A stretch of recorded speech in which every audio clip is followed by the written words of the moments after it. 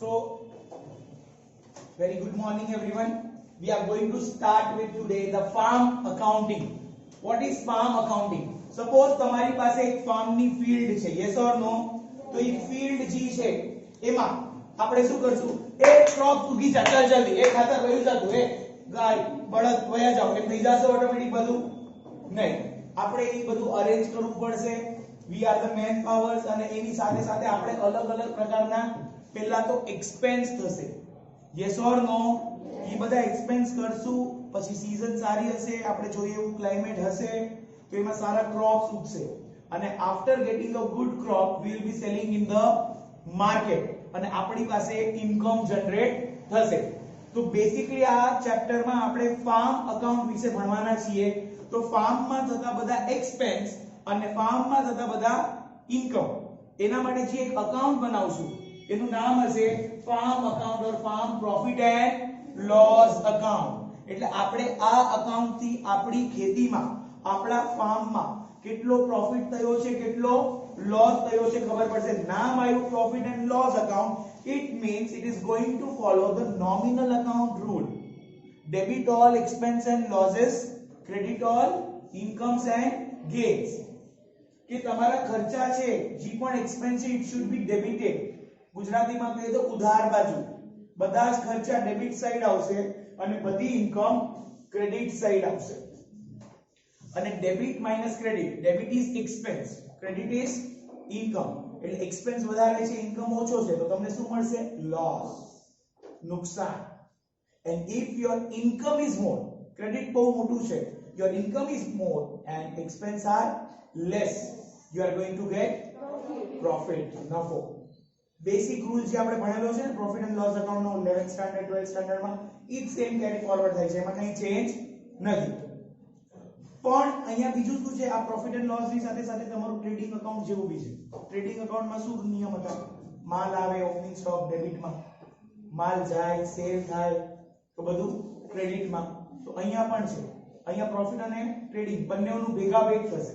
It will go સાઇમલ્ટેનિયસલી. સમજાય છે? એટલે સૌથી પહેલા આપણે જોઈએ તો હેડિંગ દેવાનું farm account for farm profit and loss account for the year ended on 31st March whatever the date is given. ઈ ડેટ લખવાની છે. ફોર ઓફ મિસ્ટર જેઠાલાલ, જે પણ નામ આવ્યું હોય તમને, ક્લિયર વિથ ધીસ, એનું નામ લખવાનું છે. આ હેડિંગ બહુ જરૂરી છે. તમે ઘાઈમાં છે ને એક્ઝામમાં હેડિંગ સ્કીપ કરી દો અને તમારે 1-2 માર્ક એ લોકોને એમને કટ કરવા માટે આપી દો. આ લખવામાં કઈ બહુ મહેનત નથી. હવે ઘણાનો પ્રશ્ન અમે લખી અને નીચેનું ન કર્યું હોય તો માર્ક્સ મળે તો ન. એટલે ટુ બી બહુ પ્રેક્ટિકલ રહેવું છે આ બધી વસ્તુમાં. પર્ટિક્યુલર અમાઉન્ટ જે આપણો નોર્મલ ફોર્મેટ છે ઈ છે. This side comprises of debit side, અહીંયા મારે જગ્યા નથી, I have continued here. Debit side same, this is credit side, અહીંયા જગ્યા પૂરી થઈ એટલે આ જગ્યાએ મેં કન્ટિન્યુ કર્યું છે. So this is the farm account divided in two parts and still some items are remaining which I will be discussing જ્યારે આપણે ત્યાં પહોંચશું ત્યારે. તો સૌથી પહેલા ઓપનિંગ સ્ટોક ની વાત થઈ રહી છે. we are talking about the opening stock.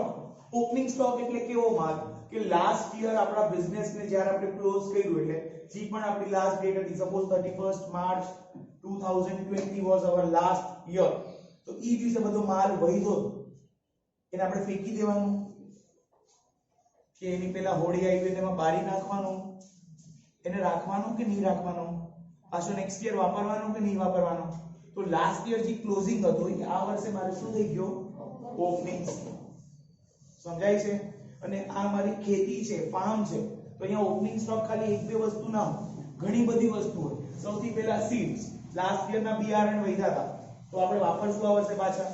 પછી ફર્ટિલાઇઝર્સ એટલે ખાતર, એના પછી પેસ્ટિસાઇડ્સ, દવા છાંટતા હોય આપણે જે ક્રોપ્સમાં, ઈ આપણે જરૂર હોય 2 લીટર દવાની, એનું પેકિંગ 5 લીટર નો હોય, ફરજિયાત 5 લીટર લીધી હોય તો 3 લીટર વધી હોય તો ફેંકી દેવાની, એમને વધારે છાંટવાની ના, નુકસાન થાય. એટલું જોઈએ એટલું વાપર્યા પછી વધે તો પાછું નેક્સ્ટ યર વાપરી શકાય એવું હોય તો આપણે ડેફિનેટલી એને યુઝ કરી શકીએ. સમજાય છે? તો નેક્સ્ટ ઇઝ યોર પેસ્ટિસાઇડ્સ. પછી 31st માર્ચ ને આપણે એમ ના કહી શકીએ જેટલા ક્રોપ એ બધા હાલો ફટાફટ ઉડી જાવ, આજે મારા સાવ સાફ કરી નાખી જમીન. એને ખબર પડે જ વર્ષ પૂરું થયું જમીનને, ઈ એનો ગ્રોથ હશે એની રીતે જ થશે. પણ 31st માર્ચ ને આપણે અંદાજો તો હોય ને આપણા ફિલ્ડમાં, આપણી જમીનમાં કેટલા ક્રોપ્સ અવેલેબલ છે. સમજાય છે? તો that is crops in the field. પછી છે grass fodder. આપણે બળદ, ગાય એવી બધી વસ્તુ રાખી હોય જે આપણે ખેતીમાં સહાયતા કરે. સમજાય છે? તો એ લોકોને ખાવા માટે આપણે ઘાસચારો દેવો પડતો હોય. તો એ ઘાસચારો પણ આપણે રોજે રોજ લેવું ના હોય. ઘણું સૂકું ઘાસ છે, કપાસ છે, એ આખા વર્ષનું કે 2-2, 4-4 મહિનાનું ભેગું ખરીદી થઈ જતું હોય. તો એ બધી વસ્તુઓ બચેલી છે. તો એ બધી વસ્તુઓ પણ લાસ્ટ યર ક્લોઝિંગ સ્ટોકમાંથી આ વખતે શું આવી ગઈ? ઓપનિંગ સ્ટોકમાં. પછી છે કેટલ, એટલે આપણે બળદ ને ગાય ને દાલો વર્ષ પૂરું થઈ ગયું, તમે તમારા રસ્તે વહી જાવ એવું ના હોય. એટલે એ પણ લાસ્ટ યર ના ક્લોઝિંગ સ્ટોકમાં હતા. આ વર્ષે ક્યાં આવ્યા? ઓપનિંગ સ્ટોકમાં. Next comes your loose tools, એટલે પકડ, પાનું, બધા ઓજાર હોય ને, હળ, આતે, એ બધા છૂટા છૂટા ઓજારો જે ખેતી કરતા હોય એને ઘણી બધી વસ્તુઓ રાખવી પડતી હોય. સમજાય છે? તો that is loose tools. Next is me gains, like which my mistake, it is grains. Grains એટલે કે ઘઉં ચોખાનો પાક કે કઈ વધી ગયો હોય ને, આપણે એને બનેલો તૈયાર માલ મળ્યો છે પણ હજી બજારમાં વેચો નથી. This is grains, not gains. My mistake. Got it? આ જે બધું ઓપનિંગ સ્ટોક છે ને, એ બધું પાછું છેલ્લે ક્યાં પડશે તમને ખબર છે? ક્લોઝિંગ સ્ટોકમાં. જો fertilizers, pesticides, crops in the field, grass cotton, cattle livestock, grains, compost, loose tools, everything. એટલે આ વર્ષનું જે ઓપનિંગ સ્ટોક છે ઈ પાછું વર્ષ પૂરું થતા વધી જશે. તો ઈ બધું પાછું ફેંકી દેશું આપણે નહીં, એને રાખશું. પાછું એને ક્યારે યુઝ કરશું? અહીંયા ડેબિટ માં આવ્યું ઓપનિંગ સ્ટોક, તો ક્લોઝિંગ સ્ટોક ક્યાં આવ્યું? ક્રેડિટ માં. અહીંયા ફર્સ્ટ આઈટમ હતી, અહીંયા ક્યાં આવી? લાસ્ટ. સમજાય છે? એવી રીતના તમે યાદ રાખી શકો logic. Opening stock, closing stock. પછી ડ્યુરિંગ ધ યર એવું જરૂરી છે ઓપનિંગ સ્ટોક છે એટલો જ માલ આપણે પૂરો થશે ના. we may require additional things. yes or no? તો એના માટે આપણે પાછું પરચેસ બી કરશું જેવી જરૂરત હશે, જેવી રિક્વાયરમેન્ટ હશે. તો પરચેસ પણ એ બધી વસ્તુ થાય છે. seeds, fertilizers, pesticides, grass fodder, cattle livestock tools, compost, જે આપણે જરૂર છે. compost dung manure એટલે છાણમાંથી આપણે કાલ બાયોગેસ ગોબર પ્લાન્ટ ની વાત કરી હતી. એટલે જે આપણી રિક્વાયરમેન્ટ હોય આ વર્ષની, જેટલું ઘટતું એટલું આપણે પાછું નવું પરચેસ કરશું. પરચેસ કર્યું તો આપણા માટે ઇન્કમ છે કે expense? It is expense for us. Yes or no? So એટલે ડેબિટ સાઈડ માં આવ્યું છે. હવે પરચેસ ડેબિટ સાઈડ માં આવ્યું તો સેલ ક્યાં આવશે? ક્રેડિટ સાઈડ માં. Let us see whether given yes. જો ક્રેડિટ સાઈડ માં પહેલી જ વસ્તુ શું છે? સેલ્સ. સમજાય છે? Debit all expense and losses, credit all incomes and gains. અને રિવર્સ યાદ રાખશો ને તો બરાબર તમને મગજમાં સેટ થશે. Opening stock debit, closing stock credit, purchase debit, sales. હવે સેલ્સ પણ આપણે શું કરી શકશું? જે આપણી ખેતીમાં ઉગતું હશે, આપણી પાસે અવેલેબલ હશે. તો અહીંયા પેલા બધા ક્રોપ્સ જે આપણે બીટ, રાઈસ, પેડી, મિલેટ્સ એટલે બાજરો, અધર ક્રોપ્સ જે પણ તમે વાવ્યું છે એ ઉગી ગયું, તો એના એમને રાખશું તો કઈ પૈસા આવવાના. we have to sell in the market. yes or no? એના પછી સુગર કેન, વેજીટેબલ્સ, જે તમે આજુબાજુમાં ફ્રૂટ ફ્લાવર્સ ના ઝાડ હોય, જે પણ તમને એમાંથી ઇન્કમ થતી હોય. હવે તમારી પાસે ઢોર છે તો તમે ગાય ભેંસો રાખી છે તો you will get મિલ્ક, ઈ પણ તમને એક ઇન્કમ થશે. યસ ઓર નો? એના પછી છે મિલ્ક છે. હવે મિલ્ક માંથી ઘણા લોકો એમ કરે સીધું મિલ્ક નથી વેચવું, એને દહીં બનાવે, દહીંમાંથી છાશ, અને છાશમાંથી માખણ, અને પછી ઘી, તો ઈ બાય પ્રોડક્ટ છે. Yes or no? ઈ પણ વેચે તો સારી ઇન્કમ થાય. Yes or no? Flower plant, તમે નાના નાના સેમ્પલિંગ્સ વાવ્યા હોય અને તમે છોડ નર્સરીનો બિઝનેસ કરતા હો, તમે જી વેચતા હો, આ બધી જ વસ્તુ બધા વેચતા હોય જરૂરી? આમાંથી અમુક વસ્તુ, બધી વસ્તુ જેવો તમારો ફાર્મ, જેવો તમારા ફાર્મમાં ઉગતી વસ્તુ, એ બધી વસ્તુ અહીંયા આવશે. ઇન શોર્ટ તમને ઇન્કમ થશે, એ બધી સેલ્સમાં જશે. Got it everyone? પછી હવે મારી જ ખેતી છે તો મારે સપોઝ 500 કિલો ચોખા ઉઈ ગયો, મને હર વર્ષે 50 કિલો ઘરના કન્ઝમ્પશનના ચોખા હોય, રાઈસ હોય, તો હું મારી ખેતીના વાપરીશ કે બહારથી લેવા જઈશ? તો હું 500 માંથી 50 કિલો ઘરની ગુણી અલગ મુકાવી દઈશ કે નહીં મુકાવી દઉં? તો મેં શું કર્યું? ગુડ્સ વિથડ્રો કર્યા. ડ્રોઈંગ્સ થયું કે ના થયું મારું? ગુજરાતીમાં ઉપાડ કહેવાય. યસ ઓર નો? પણ આ ઉપાડ કેશનો નથી, માલનો છે. સમજાય છે? તો બિઝનેસમાં માલ આવ્યો કે ગયો? એવો કયો ફાર્મ છે કે જ્યાં તારી પાસે માલ ઉઈગા પછી પાછો ઓટોમેટિક આવે ને તું ઘરે લઈ જા? અમારા નોર્મલ ફાર્મમાં whenever we take drawings, બિઝનેસમાંથી માલ બારે જશે અને ઘરમાં પહોંચે. ઘરમાં આવ્યો, but I am talking from the point of view of farm. ફાર્મમાં આવ્યો કે ગયો? ગયો. It is going out. એટલે જો સેલ્સમાં પણ માલ બહાર ગયો, ક્રેડિટમાં લીધું, હા કે ના?